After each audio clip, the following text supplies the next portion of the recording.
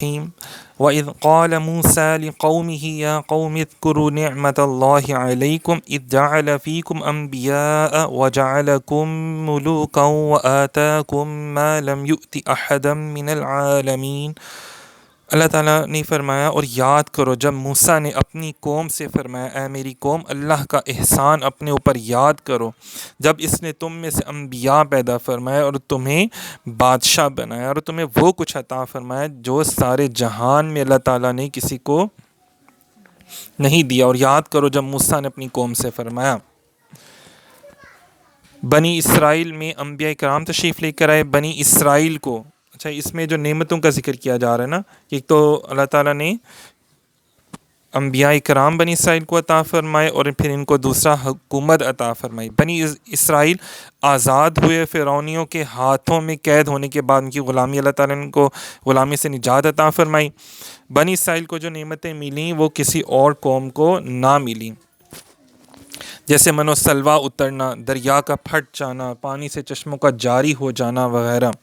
اچھا دیکھیں کیسے لوگ ہیں نا کہ اللہ تعالیٰ نے موسیٰ علیہ السلام کی قوم کو بہت زیادہ نوازا اور اللہ تعالیٰ نے فرمایا کہ ایسی میں نے نعمتیں کسی کو نہیں دیں، جیسے من و سلوا آسمان سے کھانا اترنا۔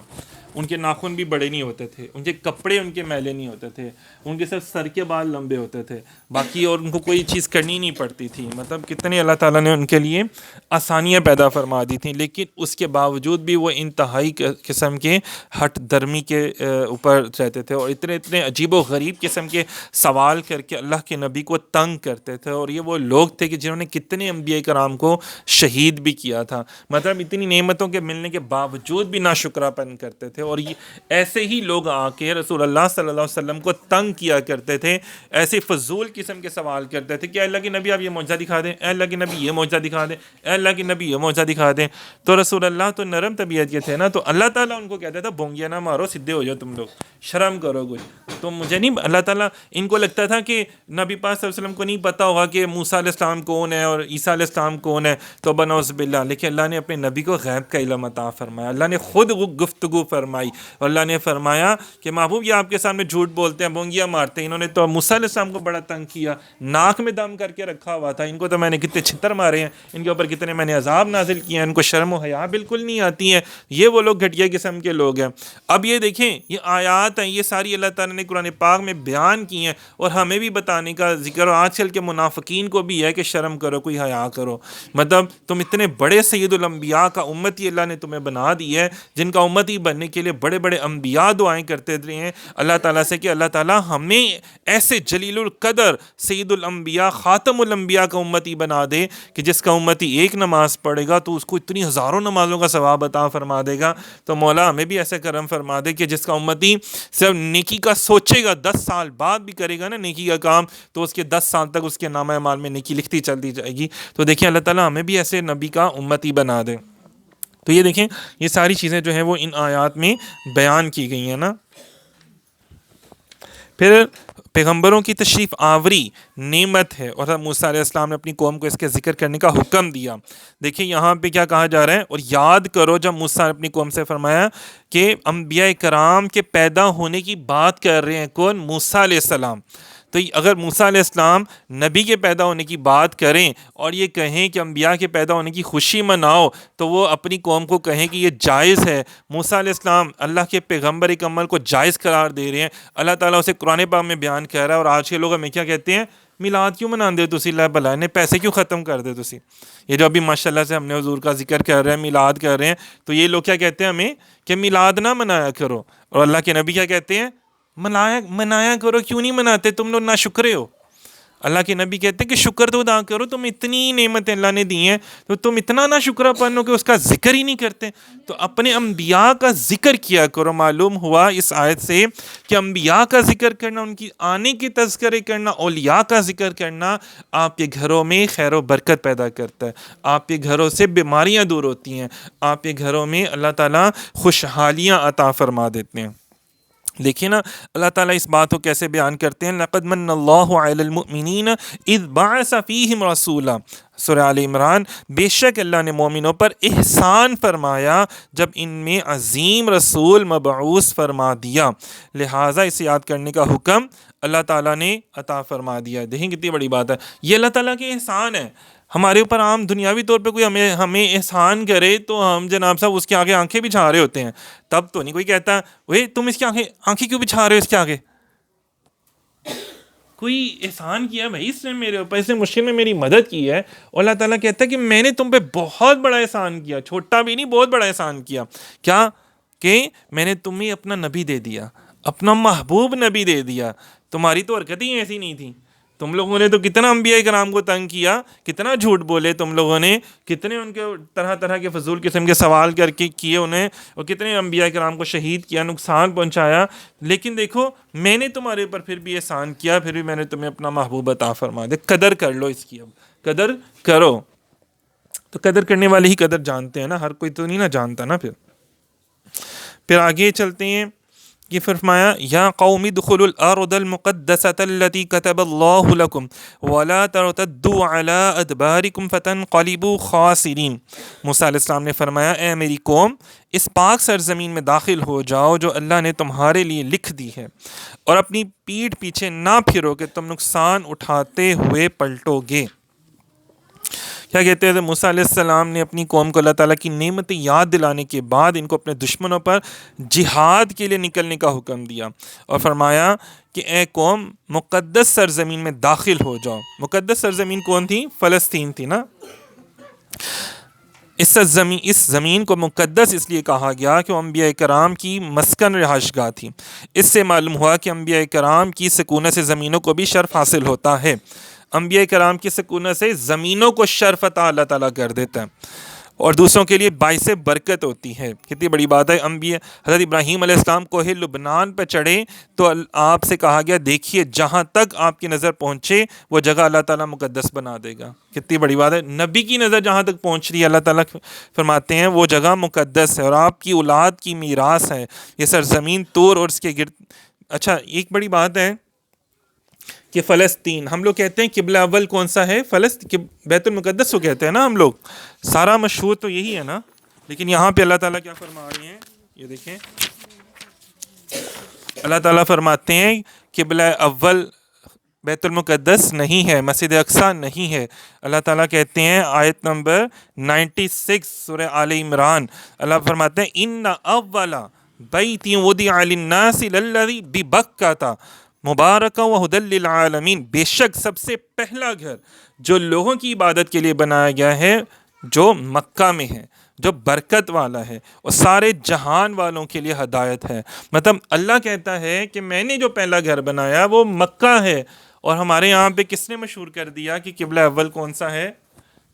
دیکھیں نا کیسی باتیں ہیں نا، کہ ہمیں تو یہی نہیں پتہ چل پاتا، اگر ہم یہ نہ پڑھیں تو ہمیں تو یہی نہیں پتہ چل پاتا کہ یار قبلہ اول ہم اسے کہہ رہے ہیں، حالانکہ وہ تو قبلہ اول ہے ہی نہیں ہے۔ اللہ کہتا ہے ان اول بیت وضع للناس ببکۃ، مکہ اس کو کہا گیا نا، ببکہ مکہ، تو پہلا گھر جو مسجد اقصیٰ سے 40 سال پہلے بنا، اور وہ کون سا ہے؟ مکہ ہے، خانہ کعبہ جو ہے جو اللہ تعالیٰ نے بنایا۔ کتنی بڑی بات ہے نا، اور یہاں پر کیا کہا جا رہا ہوتا ہے؟ بیت المقدس، قبلہ اول اسے کہا جا رہا ہوتا ہے۔ تو دیکھیں اس اور حضور کو وہ کیوں پسند تھا کہ وہ آدم علیہ السلام نے بنایا، پھر جبرائیل نے بنایا، پھر آدم علیہ السلام، پھر اس طرح جد الانبیاء حضرت ابراہیم علیہ السلام نے بنایا، اس لیے آپ کو بہت زیادہ پسند تھا، اور آپ کی خواہش تھی۔ آپ نے دیکھا ابھی میں نے ویڈیو بھی ویلاگ بھی بنا کے سینڈ کیا، دیکھیے گا آپ لوگ کہ اس طرف ہے بیت المقدس تھا اور اس طرف خانہ کعبہ، بالکل اپوزٹ سائڈ پہ۔ اگر سرکار کھڑے ہیں، تشریف فرما ہے، تمام صحابہ کرام پیچھے ہیں، تو جیسے آپ کا دل کیا اور اللہ تعالیٰ نے فرمایا آپ ادھر ہی رخ کر لیں، نماز کے اندر ہی، اور نماز کے اندر ہی رخ ادھر کر دیا۔ اب سرکار پیچھے ہیں، صحابہ آگے ہیں، لیکن نماز کیا ہے؟ ٹوٹی؟ نماز ہی نہیں ٹوٹ رہی۔ حالانکہ آپ نماز میں ادھر ادھر ہو جاؤ تو نماز تو گئی، لیکن اللہ کہتا نہیں محبوب آپ کی نماز تھوڑی نہ ٹوٹتی ہے، آپ کی نماز نہیں ٹوٹی۔ کتنی بڑی بات ہے۔ اور جنہوں نے آپ کی اقتداء کرتے ہوئے ویسے ہی قبلہ رخ پھیر لیا، قبلہ رخ انہوں نے پھیر لیا ادھر سے مسجد سے، تو وہاں سے خانہ کعبہ کی طرف رخ کر لیا، محبوب وہی آپ کے غلام ہیں۔ اور یہاں پہ عاشقوں کا امتحان تھا، منافقوں کا بھی امتحان تھا۔ جو منافق تھے وہ تو پیچھے ہو گیا، یہ ہو گیا پتہ نہیں کیڑی حرکت کر چھڑی انہوں نے، توبہ نعوذ باللہ معاذ اللہ۔ اور جو عاشق تھے وہ، ان کو نماز سے غرض نہیں تھی، ان کو تو حضور سے غرض تھی نا۔ تو جس کو حضور نے قبلہ کہا ہمارے لیے وہی قبلہ ہے۔ حضور نے فرمایا کہ میں معراج پہ گیا تو ٹھیک ہے، حضور نے فرمایا ہم نے کون سا رب کو دیکھا ہے، ان دیکھے رب کو بھی تو حضور کے کہنے پہ مانا نا۔ تو یہ تو معراج تو چھوٹی سی بات ہے، قبلہ تو چھوٹا سا ہے، چھوٹی سی بات ہے۔ کہا اے عثمان تم آئے ہو، تم حج کر لو، عمرہ کر لو۔ میں نہیں، میرے آقا نے نہیں کرنا تو میں کیوں کروں؟ لوگوں نے افواہیں پھیلا دی کہ جی عثمان تو عمرہ کر کے آ جائیں گے، حج کر کے آ جائیں گے۔ تو حضور نے فرمایا نہیں، میرا عثمان کبھی حج کر کے نہیں آئے گا۔ سامنے خانہ کعبہ کو ہاتھ بھی نہیں لگایا انہوں نے۔ فرمایا نہیں، تیرا مقام زیادہ نہیں ہے، میرے نبی نے فرمایا تو تیرا مقام ہے، ورنہ ہم نہیں تجھے مانتے۔ میرے نبی نے تجھے سجدہ کیا تو ہم تجھے مانتے ہیں، ورنہ نہیں ہم تجھے مانتے۔ حضرت عمر فاروق رضی اللہ تعالیٰ نے فرمایا تھا ہجر اسود کو کہ تجھے میں اس لیے چومتا ہوں، اس لیے نہیں کہ تو جنت سے آیا ہوا، اس لیے کہ تجھے میرے آقا نے بوسہ دیا۔ میں تو اپنے آقا کے بوسہ جو ہے نا، میں تو وصال یار کے لیے میں تجھے چومتا ہوں، ورنہ تو کہاں۔ کیسی بات ہے نا۔ ہم لوگ بھی وہاں پہ کھڑے ہوتے تھے جہاں پہ مصلی رسول تھا نا، ملتزم کے پاس ہے نا مصلی رسول، جہاں سرکار نماز ادا فرماتے تھے نا، اس کے پاس کھڑے ہوتے تھے۔ تو یہ دیکھیں نا، یہ حضور کی شان ہے نا۔ تو بہرحال یہ چھوٹی چھوٹی سی باتیں ہیں، لیکن یہ دیکھنے کو تو بہت بڑی ہیں، بس اگر اللہ تعالیٰ عمل کی توفیق عطا فرمائے۔ تو یہاں پر کہا جا رہا ہے کہ جہاد کرنے کے حوالے سے، اور جہاں پہ اللہ کے نیک بندے چلے جاتے ہیں وہ سرزمین بھی پاک ہو جاتی ہے۔ قالوا یا موسیٰ ان فیہا قوما جبارین وانا لن ندخلها حتی یخرجوا منها فإن یخرجوا منها فإنا داخلون۔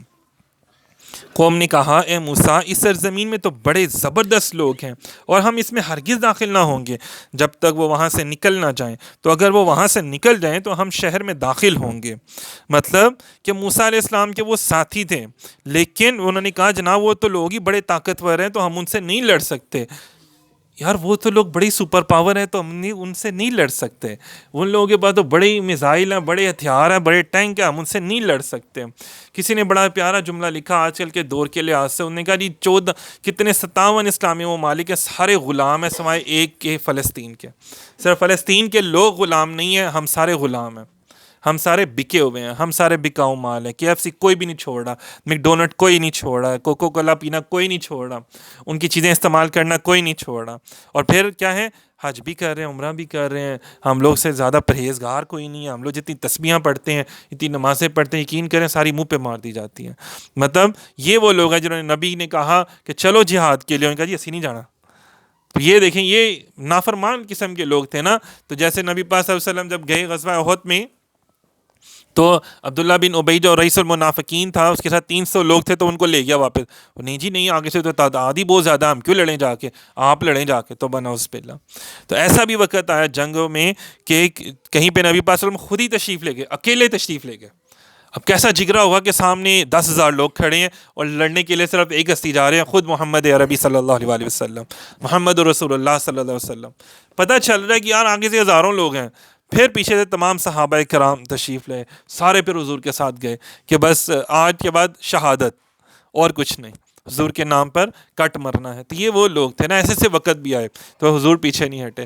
آج ہم لوگ کیا کرتے ہیں، تھوڑا سا کوئی بات کر دے، کوئی ڈانٹ دے، اور نہیں چپ کر، تینوں کی پتہ گلاں دا، تانوں نہیں پتہ چھڑو، تو وہ پھر ہم چپ ہی کر جاتے ہیں، بولتے ہی نہیں، آگے سے کوئی بات کرنا گوارا نہیں کرتے، کسی کو بتاتے نہیں ہے جو عقیدہ ہے ہمارے دین کا، ہمیں پتہ بھی ہو۔ یہی سب سے بڑا ظلم ہوتا ہے نا۔ پھر فرمایا قال رجلان من الذين يخافون انعم الله عليهم ادخلوا عليهم الباب فاذا دخلتموه فانكم غالبون وعلى الله فتوكلوا ان كنتم مؤمنين۔ کیا فرما رہے ہیں کہ اللہ سے ڈرنے والوں میں سے وہ 2 مرد جن پر اللہ نے احسان کیا تھا، انہوں نے کہا شہر کے دروازے سے ان پر داخل ہو جاؤ، تو جب تم دروازے میں داخل ہو جاؤ گے تو تم ہی غالب ہوگے، اور اگر تم ایمان والے ہو تو اللہ پر بھروسہ کرو۔ دیکھیں ایمان والے ہو تو بھروسہ کرو۔ ہمارے یہاں پہ لوگ کیا کہتے ہیں، فوراً سے پہلے نا امید ہونا، فوراً سے پہلے نا امید ہو جاتے ہیں۔ مایوسی کو کیا کہا گیا، کفر، اور شیطان کیا کرتا ہے، آپ کو مایوس کرتا ہے، اپنے رب سے اپنے نبی سے مایوس کر دیتا ہے نا۔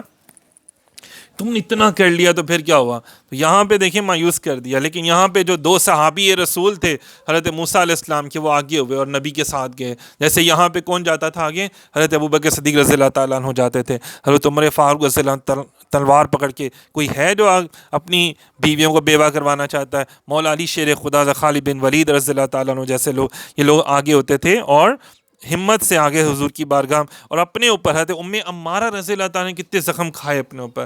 تب کی جو عورتیں تھیں وہ بھی جاتی تھی لڑنے کے لیے ساتھ جنگوں میں، جو جہاں بعد میں زخمی ہوتے تھے ان کو پانی پلانا ہوتا تھا، تو وہ خواتین یہ کام کر رہی ہوتی تھیں.